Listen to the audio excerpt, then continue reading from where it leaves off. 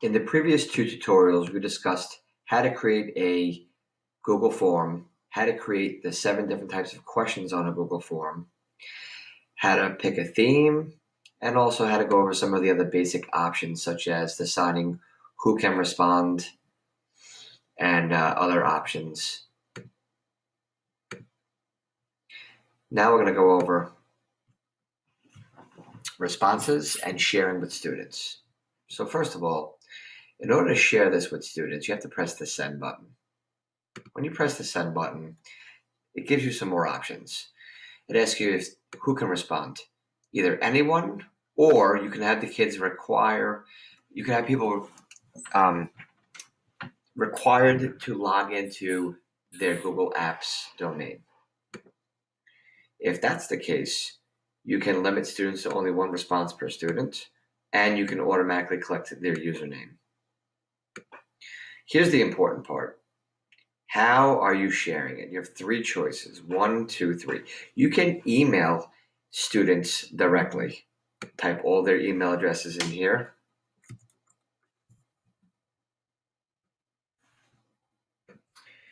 One by one. That would take forever though. Fill out this form. That would be the subject of the email. And then the message, please fill out the form.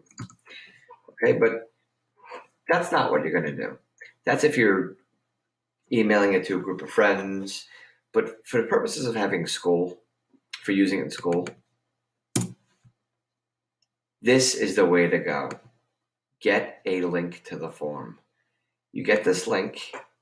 You can even shorten it by clicking this box. Copy it. Or just press this to copy.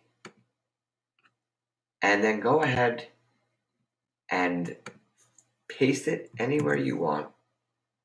And it brings you right to the form. It's amazing. So you can get this link and put it on your website. You can put it on Google Classroom to push it out to your students. You can write it on the chalkboard. You can share this link any way you want, as long as it's somewhere where the students can access it or anyone can access it. That's the best and easiest way to have them fill out a form. Another thing you can do is embed the form right into a website.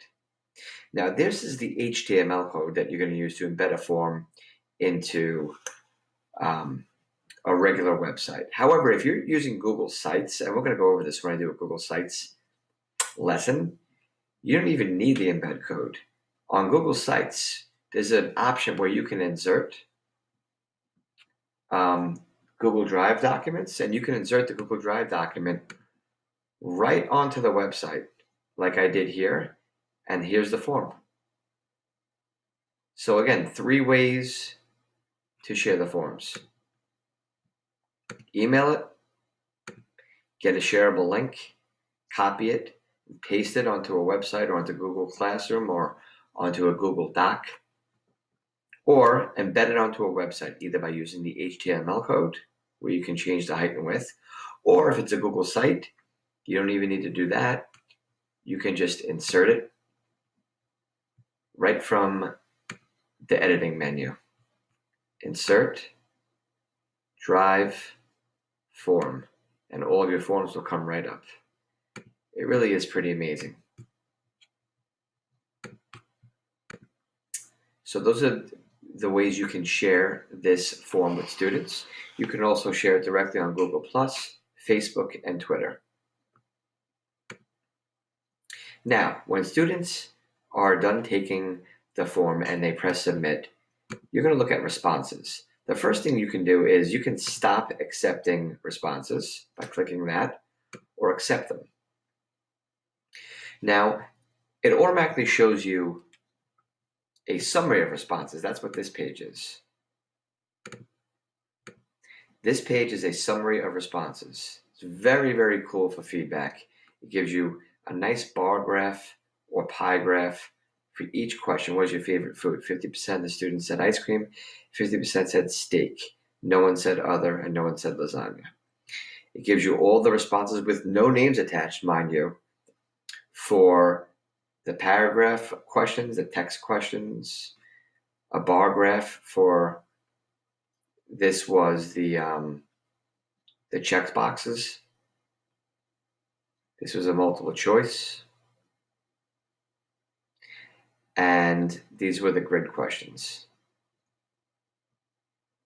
So here's a summary of responses. It's great for sharing answers with kids and for the public because there's no names attached to it. But more importantly, if you click this button, it automatically creates a spreadsheet for you. And it creates that spreadsheet in the same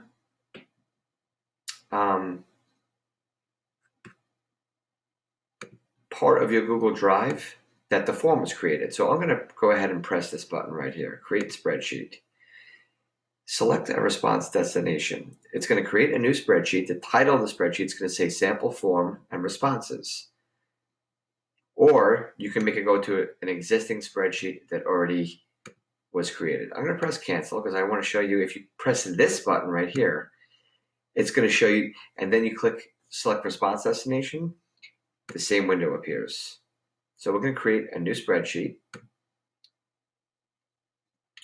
And now it linked to the spreadsheet. You can unlink it now if you want, and you can download the responses. But we're going to go to that spreadsheet. Remember what I said. It creates it in the same exact folder that the form was created in. So here's the form. Here's the spreadsheet. You double click into the spreadsheet and look at that. This is where the real answers are attached to all the names. Username, it automatically collected the username, first name, last name. What is your favorite food? If you click this row, you click this button, text wrapping, and you click the middle one, it'll wrap it so you can read the questions. What is your favorite food? Short essay telling about the summer. All the questions are right here. What's correct? How much do you like celery? So on and so forth. So this is another way to look at all the answers in a very, very, very detailed way. So every time you create a form, here's the sample form, a corresponding spreadsheet will be created that houses all of the answers. Here's the form. Remember, we went to responses, we went to the menu, we went to select response destination, and we did create new spreadsheet. Or a shortcut is just to hit that. And that's pretty much it. I think you know everything you need to know to use Google Forms in the classroom. You know how to create questions. You know how to send the form to your students. 1, 2, or 3 different ways. You know how to look at the summary of responses. And you know how to get to the spreadsheet to view a detailed summary of their responses, which is here. Okay. Incidentally, this spreadsheet is where you're going to use the add-on Flubaroo to automatically grade the spreadsheet, but that's for a different class. One last thing that's very important for you to note, on the main menu button up here, if you want to have people help you create this form, you have to click the button Add Collaborators, and that is the same sharing settings as Google Docs and Google Slides. Okay, that's Add Collaborators, and that's if you want someone to help you create the form. Don't confuse that with sending the form to your students. Okay, that's Google Forms, and there's a bunch of amazing ways you can use Google Forms in the classroom, like we spoke about before. Feedback from students, multiple choice tests, peer reviews, surveys, collecting general information from parents, many, many different ways. I hope you learned something. Malik Wolf signing off.